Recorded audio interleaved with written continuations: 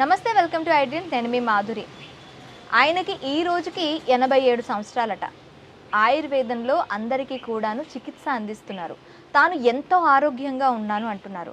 మరి తన ఆరోగ్యం వెనక ఉన్న రహస్యం ఏంటి?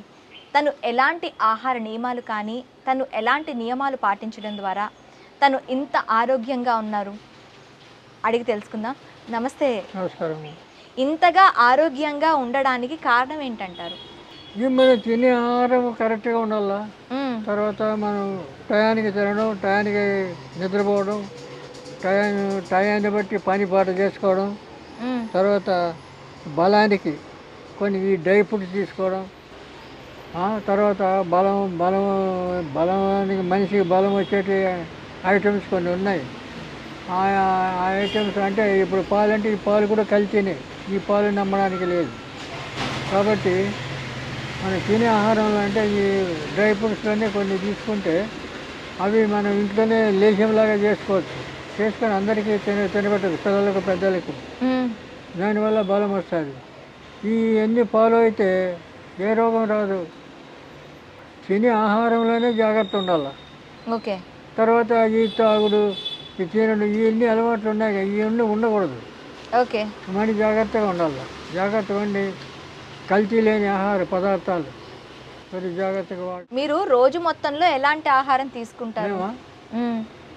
లేదు, పొద్దున్నే ఏదైనా లైట్గా దోశ, ఇడ్లీ, తర్వాత ఏదైనా ఉప్మానం ఇలాంటివి తింటాం. మధ్యాహ్నం భోజనంలో పప్పుచారు లేదా ఆకుకూరలు, ఏదైనా ఒక ఐటెం, పచ్చడి, నెయ్యి ఇవి వాడతాం. మళ్ళీ రాత్రి 8-9 గంటలకు భోంచేస్తాం. ఓకే. అంతే. ఇక మధ్యలో చిరుతలు ఏమని 2 సార్లు టీ తాగుతాం. పొద్దున ఒకసారి, 4 గంటలకు ఒకసారి. ఇంకా ఏముండదు.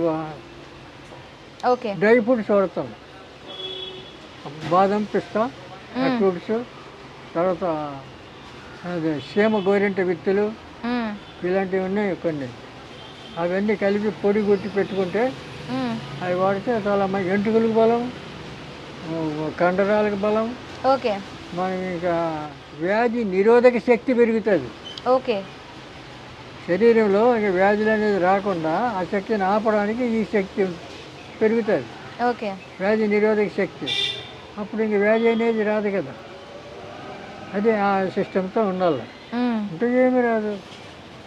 ఇప్పుడు ఒక్క పొడి కూడా వేసుకోండి. నేను ఇప్పుడు వరకు లైఫ్లో ఎప్పుడైనా అలోపతి మందులు వాడారా?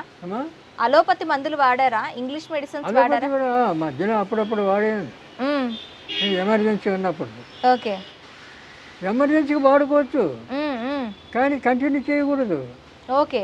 రెండోది అదే పని మీద ఇప్పుడు నెత్తి నొప్పి వచ్చింది, ఇప్పుడు ఆయుర్వేద మందు అందుబాటులో లేదు. అప్పుడు ఏం చేయాలా? ఏదో టాబ్లెట్స్ తెచ్చుకొని వేసుకుంటే కాస్త రిలీఫ్ వస్తుంది. ఆ తర్వాత ఇంకా ఆయుర్వేదం చూసుకోవాలి. ఓకే. అట్లాగా. ఇంకా మీరు ఇంకా ఏమేం వాడుతూ ఉంటారు? వ్యాయామం చేస్తూ ఉంటారా? వ్యాయామం అవసరం లేదు. వ్యాయామం ఎవరు చేయాలా? పనికి వాళ్ళంతా చేస్తారు. అనవసరం అది. ఎందుకంటే వేమన్నా చెప్తాడు, వడలు బడలుగా చేసి యోగులమంటారు మూర్ఖులు. మనసుని కంట్రోల్ చేయలేరు. పుట్ట మీద కొట్టినా భుజంగమ చచ్చునా అంటే పుట్ట మీద కొడితే పాము చస్తుందా? కాబట్టి నీ ఆత్మను పెంచుకోవాలి, ఆత్మధైర్యం కావాలి, ఆత్మ బలం కావాలి. కానీ ఈ మనసు చెప్పినట్లా పరిగెత్తకూడదు. మనసుని కంట్రోల్ చేయమంటాడు. ఈ వ్యాయామం వయసులో ఉన్నప్పుడే పనికి వస్తుంది, తర్వాత ఏం పనికి వస్తుంది? అవును. వయసు అయిన తర్వాత నీ వ్యాయామం చేయకపోయినా మామూలే, రోగాలు మామూలే, అన్ని అవస్థలు మామూలే. కాబట్టి దీనివల్ల ఉపయోగమైంది. అందుకే వద్దంటారు పూర్వం. మేము చేయము, ఎన్ని చేయము. నాకు వ్యాయామాలు ఏమో నాకు పడవు. ఓకే. ఇష్టం లేదు. అసలు ఉన్నాయి, శాస్త్రాలు ఉన్నాయి, అవసరం లేదని. కాబట్టి మనం ఇప్పుడు వయసులో ఉన్నప్పుడు అన్ని పనికొస్తాయి. ఇప్పుడు మనం ఏం చేస్తున్నాం? టీవీలో బాగా అందంగా ఉండేవాళ్ళు, బాగా ఎంటుకలు బాగుండే వాళ్ళందరినీ చూపించి ప్రచారం చేస్తారు. మరి అదే ఎంటుకలు పోయిన వాళ్ళు, వయసు లేని వాళ్ళు వీళ్ళందరూ చూపుతారా? చూపరు కదా. ఎందుకు? బిజినెస్ చేసుకోవడానికి. సంపాదన కోసం, కానీ మందిని మోసం చేయడమే కదా. అవును. ఈ ఇటువంటివన్నీ ఉండకూడదు. మనసు నిర్మలంగా ఉండాలి. మనసులో ఎలాంటి తలంపులు, చెడ్డ అలవాట్లు ఇవన్నీ ఉండకూడదు. అప్పుడు మనసు స్థిరంగా ఉంటే ఆత్మబలం వస్తుంది. ఆత్మబలం కావాలి. ఆత్మబలం ఉంటే నువ్వు ఏది చెప్తే అప్పుడు వాక్శుద్ధి వస్తుంది. వాక్శుద్ధి వస్తే నువ్వు చెప్పింది అవుతుంది. అవును. అది చూసుకోవాలి. కానీ నీకు ఆసనాలు వేయడం, అవి వేయడం, ఇవి అన్నీ దండుగా, అవన్నీ అవసరం లేదు. కేవలం మీరు తీసుకునే ఆహారంతోనే మీరు ఇంత ఆరోగ్యంగా ఉన్నారా? అవును, ఇక మరి అంతే. మరి ఇక అప్పుడప్పుడు మనం ఏదైనా దేశం బలానికి అనేది తినచ్చు. ఇప్పుడు అతి మధురం, అశ్వగంధ, ఈ 2 పొడ్లు దొరుకుతాయి.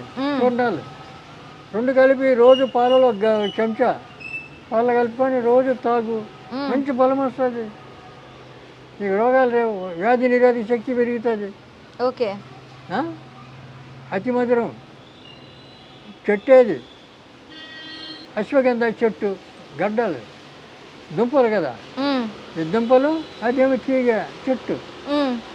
ఆ 2 కలిపి పాలలో కలిపి తాగచ్చు.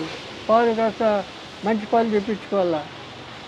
రోజు తాగు. కావాల్సినంత బలం, వ్యాధి నిరోధక శక్తి, నీకు ఏ జబ్బు రాదు. ఓకే. థ్యాంక్ యూ గురుగారు.